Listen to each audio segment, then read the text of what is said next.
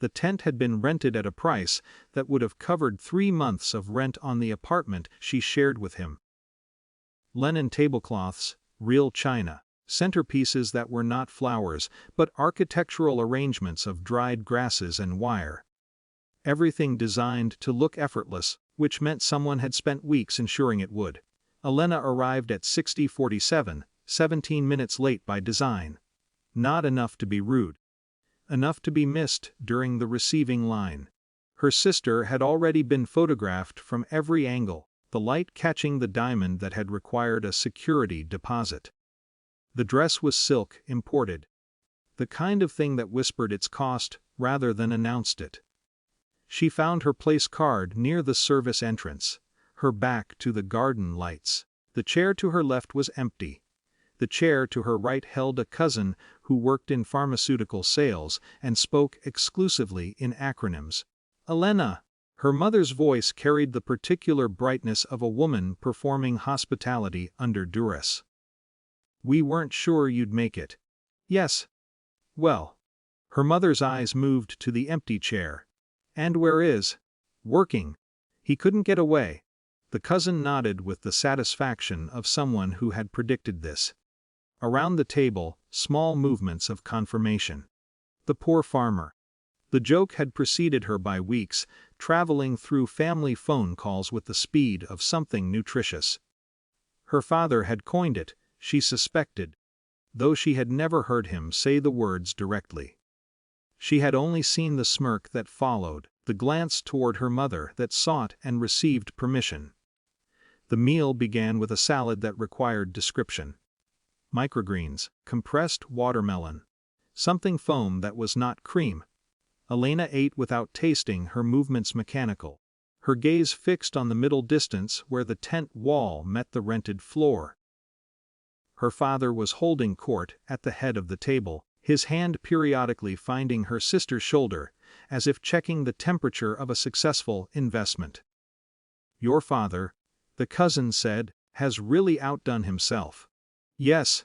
Must be nice. Having a daughter who made something of herself. Elena turned the wine glass in her hand.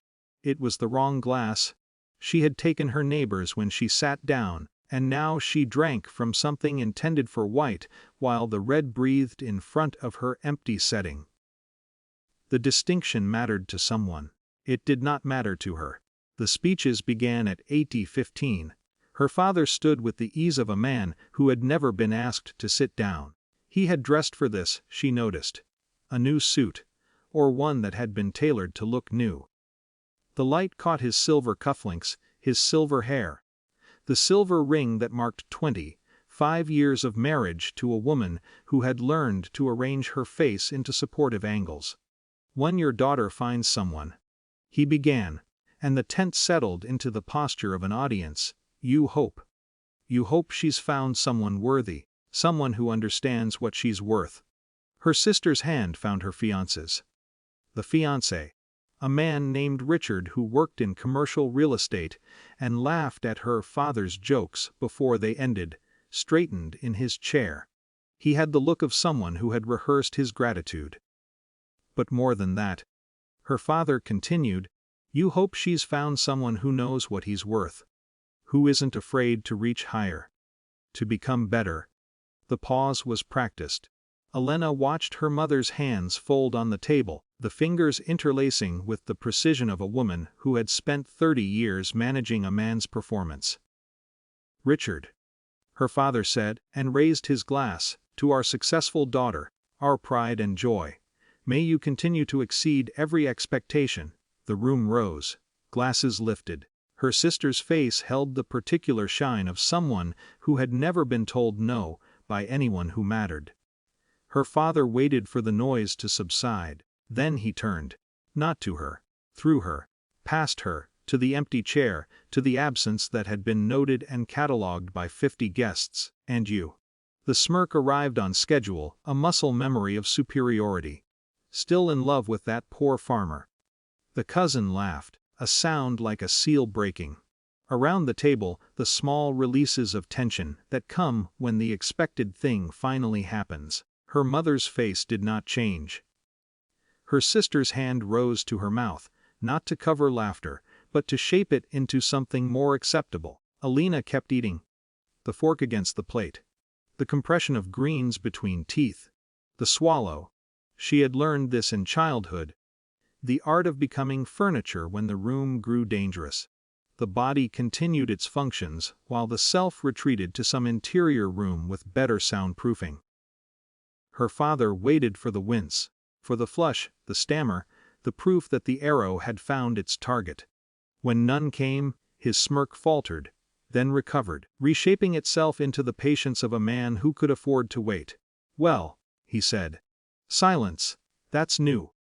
The tent had begun to fragment into conversations when the movement started.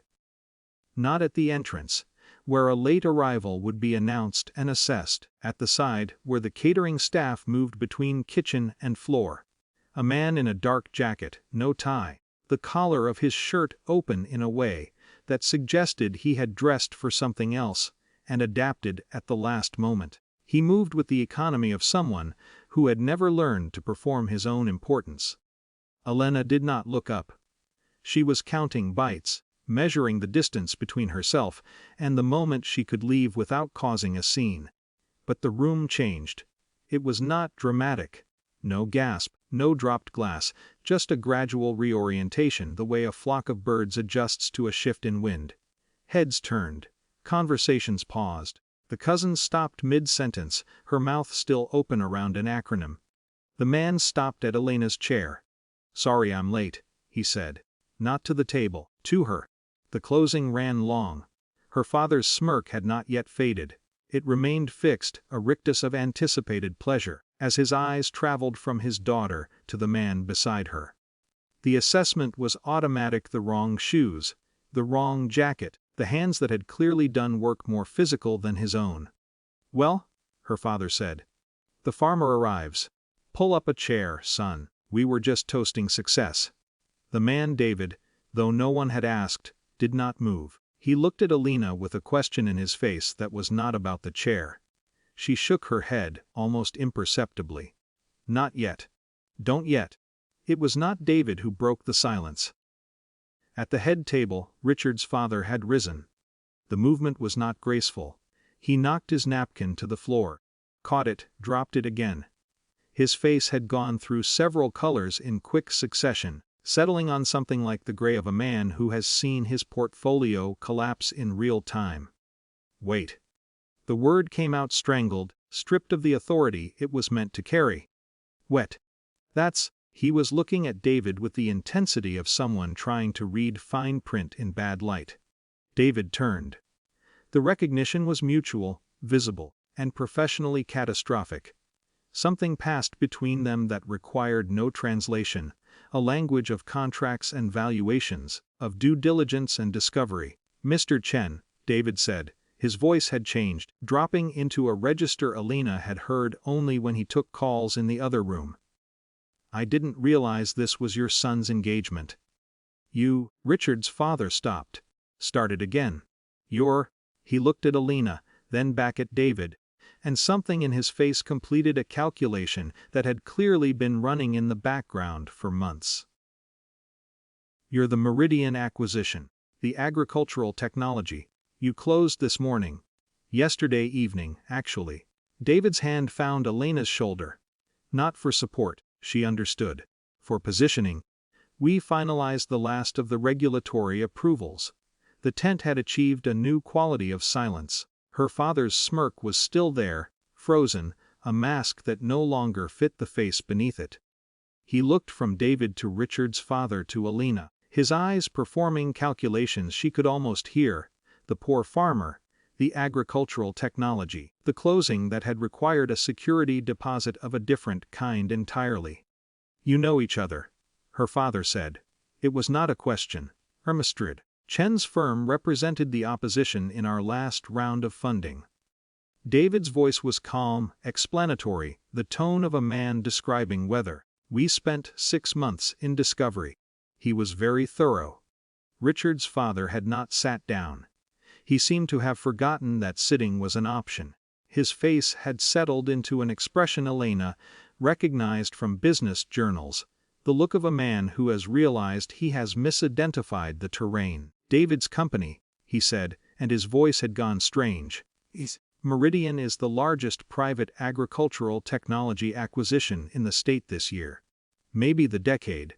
The valuation was, he stopped, looked at his son, who was staring at David with the expression of someone who has just learned the rules of a game he didn't know he was playing. Richard, this is the investor I mentioned. The one who walked away from the table because we couldn't meet his terms. I remember, Richard said. His voice was very small. Elena watched her father's hand find his wine glass. The movement was not steady. The glass was the wrong one. He had taken hers at some point, the white wine, and now he drank from it without noticing the color. You said farmer, her father said. The words seemed to escape him unplanned. I am a farmer. David sat down. The chair that had been empty was no longer empty, and its occupation changed the geometry of the table. I grow things. I just happen to own the land I grow them on, and the processing facilities, and the distribution network. He looked at Elena. I'm sorry about the clothes. I came from the fields. Your father said you were eating late. I saved you the wrong wine glass. Elena said, I don't mind. Richard's father moved. It was not a large movement, just a step, a repositioning that placed him between David and the head of the table with the ease of a man accustomed to protecting investments. But the direction was unmistakable. He had turned his back on his son's future father-in-law. He faced David with the posture of someone addressing a peer. David, he said, I didn't realize. The family connection. If I had known, you couldn't have known. David's hand was still on Elena's shoulder. Elena and I don't discuss business at home. The phrase landed with a weight that had nothing to do with its content. At home. The cousin's mouth had closed. Her mother's hands had separated, the fingers finding the edge of the table as if testing its solidity. Your father. Richard's father said to Elena, and his voice had changed. Become careful, must be very proud. Elena looked at her father. The smirk was gone. In its place, something she had not seen in years, uncertainty. The particular confusion of a man who has spoken a language he thought universal only to discover it is dialect, local, limited. He was just toasting success, Elena said. Weren't you, Dad? Her father's wine glass was empty. He looked at it as if wondering where the wine had gone. Yes, he said. Yes, success. The evening continued because it had to. Richard's father did not return to his seat. He remained standing, positioned between the tables like a man who had forgotten his role in the play. He asked David questions about the acquisition, the regulatory environment, the expansion plans Elena had heard discussed in fragments over late dinners and early mornings. David answered with the patience of someone who had done this before, who had arrived at parties in the wrong clothes and watched rooms reorient around him. Her father attempted recovery. She watched him try. The jokes that landed flat, the backslapping that found no reciprocal force, the familiarities offered to a man who received them with polite distance. His voice had gone reedy, the authority leaking out with each sentence. Farming, he said, at one point, with a laugh that sounded like breaking glass. Who would have thought? The future of farming. The past of it too, David said. Elena tells me your family had land once. Before you sold it. The silence that followed had texture. Elena's mother's face performed something complex, memory, perhaps, or the suppression of it. Her father's hand found the table's edge, matching his wife's grip. That was, he started. Before my time, Elena said. I only know the stories. She ate the rest of her meal. The compressed watermelon had warmed to room temperature. The foam had collapsed. But she finished everything on her plate, because she had started it, and because completion mattered in ways she was only now understanding. David's hand found her knee under the table, not in victory but in warning. Don't look at them. Don't measure this, let it be what it is. The sister's brightness had dimmed. Not dramatically, she still smiled, still touched Richard's hand. still accepted compliments on the diamond that had required a security deposit. But the light had changed quality, become something that required maintenance rather than radiating naturally. She kept glancing at her future father-in-law, who had not looked at her once since standing. Richard watched his father with new eyes. Elena saw him see it, the recalculation, the reassessment, the dawning understanding that his marriage was also an acquisition, that his value had been measured and might be measured again. They left at 9:30, not dramatically, not in flight. David simply stood, helped Elena with her chair, and said their goodbyes with the efficiency of people who had other places to be. Richard's father shook David's hand for 3 seconds too long, a private language of respect that required no translation. Her mother kissed Elena's cheek and whispered something that might have been "call me" or "how could you," the words lost in the acoustics of the tent. Her father did not stand. He raised his hand in a gesture that might have been farewell or dismissal. She couldn't tell. The smirk had not returned. In its place, something worse, emptiness, the look of a man who has discovered his theater has no audience. In the car, silence. David drove. He had not changed his clothes, had not made any concession to the occasion beyond his presence. The fields had left their marks on him. Dirt under the fingernails she knew would be scrubbed raw tonight. The particular tan of someone who worked under open sky, the exhaustion that came from growing things at scale. "You didn't tell me," she said. "That I was coming. I wasn't sure I could make it. The closing, that you knew him. Richard's father. I didn't, not socially, only across tables." David's hands moved on the wheel with the precision he used for everything. "I didn't know whose engagement this was. You said your sister was marrying someone in real estate. You didn't say Chen. I didn't know it mattered. It doesn't." He stopped at a light that had already been red for some time. "Elena, it doesn't matter. I would have come in any clothes. I would have come with dirt on my face. You know that." She watched the rented garden recede in the side mirror. The tent was still lit, the party continuing without its gravitational center. Her father's voice would resume, she knew. The jokes would return, adapted, the narrative adjusted to accommodate new information. Always knew he had something. Always said she had hidden depths. The family would agree because agreement was easier than memory. "He called you a farmer," she said. "I am a farmer." He meant it as, I know what he meant. The light changed. David drove through it, his eyes on the road, his voice level. "I've been called worse by better men. Your father doesn't matter to me. He matters to you, which means he matters, but he doesn't matter to me." Elena thought of her mother's hands on the table's edge. Of her sister's dimming brightness. Of the cousin who had stopped speaking in acronyms. "She'll blame me," she said. "My sister. For the rest of her life, she'll blame me for tonight." Will she? For stealing the light. For having the wrong boyfriend at the wrong time. For being the daughter our father couldn't see, until someone he respected saw me first. David was quiet for a mile. Then, "Do you want the light?" "No." "Then she can keep it." The light, the blame, the whole construction. His hand found hers on the seat between them. "Elena, I came because you asked me to come. I stayed because you needed me to stay. The rest is architecture. Someone else's design." They drove past the turn for her parents' house. The house where she had learned to become furniture, to count bites, to wait for the moment when the room grew safe again. She did not ask where they were going. It did not matter. The road was enough, the darkness, the hand in hers that was not a victory but a presence. In the mirror, the tent had disappeared. The light remained, faint, a glow against the horizon that might have been celebration, or might have been fire. She watched it until the road curved, until the trees intervened, until there was only the car and the night, and the unspoken understanding that some doors, once opened, could not be closed again. And some, once seen clearly, would never be reopened.